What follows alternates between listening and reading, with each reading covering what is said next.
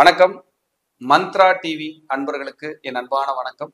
தொடர்ந்து இந்த சேனலுக்காக நீங்கள் கொடுத்து வருகின்ற ஆதரவிற்கு கோடான கோடி நன்றி. தொடர்ந்து இந்த சேனலை பாருங்க. இதில் வருகின்ற கருத்துக்கள், ஜோதிட பதிவுகள், ஜோதிட கருத்துக்கள் உங்கள் வாழ்விற்கு ஒரு வெளிச்சமாக நிச்சயமாக அமையும். தொடர்ந்து ஆதரவு தாருங்கள், பாருங்கள். இன்று ராசிகளின் குணங்கள் மற்றும் தன்மைகள், அதனுடைய விஷயங்களை பற்றி தெளிவாகவும் முழுமையாகவும் நாம் ஆராய்வோம். ராசிகளின் வரிசையில் முதல் ராசியாக மேசம். காலபுருஷ லக்னத்தில் காலபுருஷ தத்துவத்தில் முதன்மை ராசியாக வருகின்ற ராசி மேசம். மேசம் செவ்வாயின் ஆளுமையில் உள்ள ராசி. மேசம் சூரியன் உச்சமடையும் ராசி. எனவே இங்கே சூரியனுடைய பெரும் ஆதிக்கமும் செவ்வாயினுடைய ஆளுமையும் அதிகம் உள்ள ஒரு அற்புதமான ராசி என்றால் மேசம். இவர்களை நீங்கள் கட்டுப்படுத்துவது என்பது எளிதல்ல. இஷ்டம் இருந்தா வாப்பா, இல்லைன்னா போயிட்டே இருங்கப்பா அப்படின்னு சொல்லி ஒரு ஆளுமையோடு இவர்கள் கொக்கரிக்கிறத நீங்க பார்க்க முடியும். தன்னுடைய தன்மானத்தையும் தன்னுடைய குணநலன்களையும் யாருக்காகவும் எங்கேயும் விட்டு கொடுக்காத ஒரு அற்புதமான ஆத்மாக்கள் யாருன்னா மேசராசிக்காரர்கள் தான். இதுல குறிப்பா பெண்கள் பார்த்தீங்கன்னா தன்னுடைய அழகிற்கு தன்னுடைய கூந்தலுக்கு மிகவும் முக்கியத்துவம் தரக்கூடிய ராசி என்று இது சொல்லலாம். மேசம் அங்கே சனி நீசமாவதால் தொழிலுக்காக போராடியே வெற்றி அடைகின்ற ஒரு ராசி என்று சொல்ல முடியும். தன்னுடைய குலதெய்வத்தின் மேல் அதீத ஈடுபாடு, எப்பொழுதும் மனதில் இனம் புரியாத ஒரு பிரம்மாண்டமான ஒரு கற்பனை. எப்பவுமே பிராண்டட் தான். ஏன்னா சூரியன் அங்கே உச்சமாகிறார். ஒரு யூனிக்காக இருக்கணும், ஒரு ஃபெமிலியராக இருக்கணும், ஒரு பெக்கூலியராக இருக்கணும். ஏன்னா மேச ராசியில தான் கேது, சுக்கிரன், சூரியன் இந்த 3 நட்சத்திரத்தின் ஆதிக்கம் அங்கே அதிகம். அந்த மேசராசி அன்பர்களுக்கு நீங்க பார்த்தீங்கன்னா தாயுள்ளம் அதிகம். நிறைய பார்த்தீங்கன்னா நிறைய பேருக்கு நிறைய அந்த அன்பு பாசம்ன்றது கட்டுக்கடங்காம அதிகமாக இருக்கும். நிறைய பாசங்களை வெளிப்படுத்தக்கூடிய நபர்களாகவும் இருப்பார்கள். உணர்ச்சி வசப்பட்டுருவாங்க. ஒரு சீரியல் பார்க்குறாங்க, இல்லை ஒரு சினிமா பார்க்குறாங்க, அந்த இடத்துல ஒரு எமோஷனலான காட்சி வருதுன்னா இவர்கள் கண்ணிலிருந்து கண்டிப்பாக கண்ணீர் வரும். காரணம் அந்த எமோஷனல் பீப்புள். ஏன்னா சூரியன் எப்பவுமே ஆளுமை, அதிகாரம், ஈகோ, தனித்துவம் எல்லாமே அந்த இடத்துல உச்சமாறதுனால இருக்கும். செவ்வாய்ன்றது அவசரம், பிடிவாதம், விதண்டாவாதம், கர்வம் இதுவும் கலந்து இருக்கும். ஆனால் பாசத்திற்கு அடிமை. அதிகாரத்தால இவர்களை கட்டாயம் நீங்கள் சாய்க்க முடியாது. பாசத்தால் மட்டும்தான் நீங்கள் சாய்க்க முடியும் என்றால் அது மிகையல்ல. எனவே மேசராசி அன்பர்களை பொறுத்த அளவுக்கு நீங்கள் அதிகமாக பாசம் காட்டினால் உண்மையாக இருப்பார்கள். அங்கே நீங்கள் உங்கள் அதிகாரத்தை முடுக்கிவிட்டால் நிச்சயமாக இவர்கள் உங்களிடம் பயணிக்க முடியாது. இவர்களோடு யாரும் பயணிக்க முடியாது என்பதுதான் உண்மை. ஒரு புகழோட இருக்கிற இடத்துல தனித்துவமா இருக்கணும். ஒரு போல்டா இருக்கணும். நம்ம சொன்னா எல்லாரும் கேட்கணும். சார் நான் இப்படி தான் இருப்பேன் சார், உங்களால் வர முடிஞ்சா வாங்க, இஷ்டம் இருந்தால் ட்ராவல் பண்ணுங்க, இல்லைன்னா போய்கிட்டே இருங்க அப்படின்ற ஒரு வார்த்தையை கூசாம எல்லாத்துக்கிட்டையும் சொல்லுவாங்க. மனசுல பட்டதை வெளிப்படையா பேசக்கூடிய ஆற்றல் மேசத்துக்கு உண்டு. வெளிப்படையா யாருன்னெல்லாம் பார்க்க மாட்டாங்க. அதனாலேயே எல்லாத்தையும் பகைத்தும் கொள்கிறார்கள்.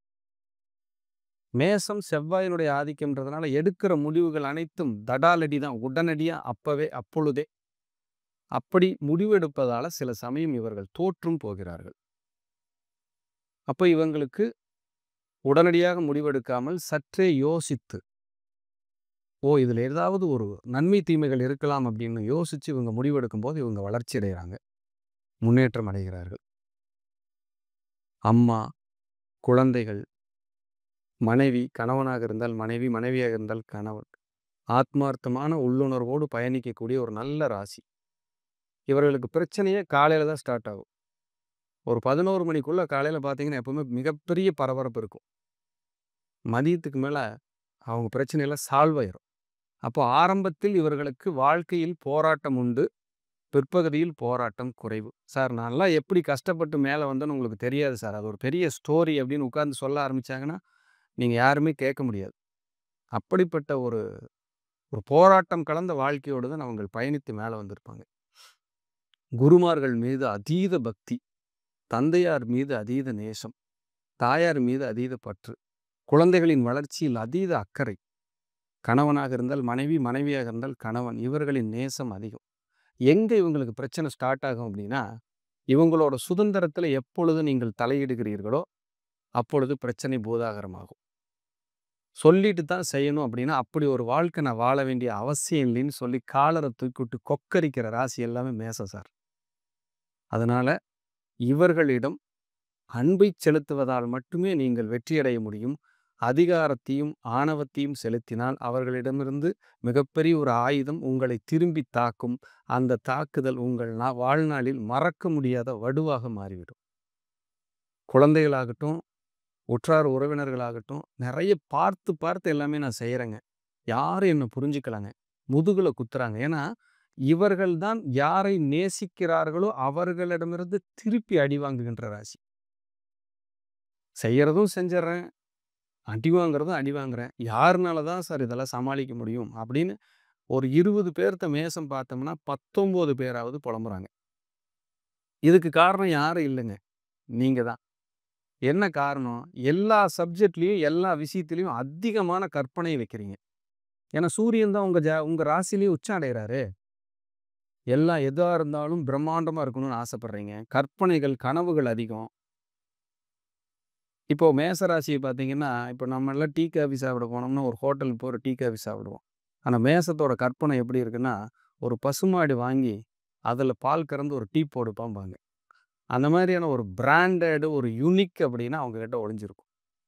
சின்ன லெவலாக இருப்பாங்க, சின்ன லெவலில் சம்பாத்தியம் இருந்தாலும் அதற்கு தகுந்த பிராண்டட் இருக்குன்னு நான் சொல்ல வரேன். கனவுகள், சார் எனக்கு சாமி கனவுல வந்தது, எங்கள் குலதெய்வம் பேசுது, எங்கள் பாட்டனார், அப்பா இவங்கெல்லாம் கனவுல வர்றாங்க அப்படின்னு ஒரு கனவுகளை பற்றி அதிகம் பேசக்கூடிய ராசி யாருன்னா மேசம் தான். அவங்ககிட்ட தான் அதிகமாக இது ஒளிஞ்சிருக்கும். அப்போ முதன்மையான ராசி, எங்கேயும் முதன்மையாக இருக்கணும், தன்னை முன்னிலைப்படுத்தணும். வீட்டில் 4 குழந்தைங்க இருக்காங்கன்னு வைங்க, ஒரு கடைக்குட்டி மேசமாக இருக்கு, மீதி 3 பேர்த்த விட்டுடணும். நீதாம்மா எல்லாமே, உன்னால தான் இந்த உலகமே சுத்துதுமா, நீ இல்லைன்னா இயங்கிறது ரொம்ப கஷ்டம் அப்படின்னு அந்த மேசத்துக்கிட்ட நம்ம பேசணும்னா அது பூரிச்சு போயிடும். சொல்கிற வேலையெல்லாம் செய்யும். ஸோ மேசம் அப்படின்றது தனக்கு முக்கியத்துவம் கொடுக்க வேண்டும், தனக்கு முன்னுரிமை கொடுக்க வேண்டும் என்று இருக்கின்ற ஒரு ராசி. அதே போல இடம், நிலம், வீடு, வாகனம் இது மேலே ஒரு தீராத கற்பனை இருக்கும். எல்லா ராசிக்கும் இருக்கும், இவங்களுக்கு சற்றேறக்குறைய அதிகம்.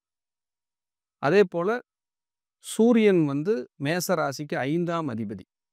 அவர் தான் பூர்வ புண்ணியம். குலதெய்வத்தை அதிகமாக நேசிப்பாங்க. நான் எதாக இருந்தாலும் எங்கள் குலசாமி கிட்ட கேட்டு தாங்க முடிவெடுப்பேன். ஒரு பூ கேட்டு, ஒரு பூவரம் கேட்டு தாங்க முடிவெடுப்பேன் அப்படின்னு சொன்னால் மேசத்தோட ஆளுமை. அதே போல் மேசம் அப்படின்றது குதிரை இல்லைங்களா? அந்த குதிரை அஸ்வினி அங்கே இருக்குங்க. அதனால் குதிரைங்க, குதிரையோட வேகம் அங்கே உள்ளே ஒளிஞ்சிட்ருக்கும். அதே மாதிரி பரணி, அஸ்வினி பரணின்றது சுக்கிரன் ஆதிக்கம், அங்கே சுக்கிரனோட சொகுசும் ஒளிஞ்சிட்ருக்கும். கிருத்திகை ஆயுதம், வார்த்தைகளால் ஆயுதங்களை தாக்கி விடுகின்ற அந்த எண்ணமும் அந்த குணமும் அவர்களிடம் கூடவே டிராவல் பண்ணுங்க. அப்போ இவர்களெல்லாம் அந்த 3 கேரக்டரில் தான் டிராவல் பண்ணுவாங்கன்றது அதில் ஒரு முக்கியமான ஒரு கருத்து. கடிவாளம் போட்ட மாதிரி தன் வேலை உண்டு தான் உண்டுன்னு போய்கிட்டே இருப்பாங்க. யாராவது டிஸ்டர்ப் பண்ணால் இவங்களால தாங்க முடியாது. இப்போ எந்த ராசி எடுத்துக்கிட்டாலும் அந்த ராசியில் ஒரு குணம் ஒளிந்து கொண்டிருக்கும். ராசின்றது வேற ஒன்றும் இல்லைங்க, தன்னுடைய ஒட்டுமொத்த பாடி லாங்குவேஜ் தான் அவங்க ராசி.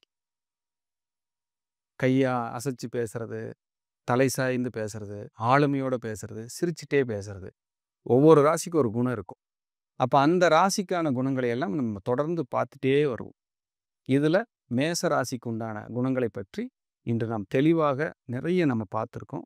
இதற்கான ஒரு வழிபாடு அல்லது பரிகாரங்களையும் நீங்கள் எடுத்துக்கொண்டு நல்ல வாழ்க்கை வாழ வேண்டுமானால் நீங்கள் செல்ல வேண்டிய ஒரு அற்புதமான ஆலயம், மேசராசி அன்பர்கள் ஸ்ரீரங்கம் சென்று மகாலட்சுமி தாயாரை நீங்கள் வழிபாடு செய்து மலைமேல் இருக்கின்ற முருகரையும் வழிபாடு செய்தால் உங்கள் வாழ்வு வளமாகும், மிகச்சிறந்த வெற்றியாளராக வருவீர்கள் என்று கூறி மீண்டும் ஒரு நல்ல பதிவிலே சந்திக்கிறேன். நன்றி, வணக்கம். வாழ்க வளமுடன். தொடர்ந்து இந்த சேனலுக்காக நீங்கள் கொடுத்து வருகின்ற ஆதரவிற்கு கோடான கோடி நன்றி. தொடர்ந்து இந்த சேனலை பாருங்க. இதில் வருகின்ற கருத்துக்கள், ஜோதிட பதிவுகள், ஜோதிட கருத்துக்கள் உங்கள் வாழ்விற்கு ஒரு வெளிச்சமாக நிச்சயமாக அமையும். தொடர்ந்து ஆதரவு தாருங்கள். பாருங்கள்.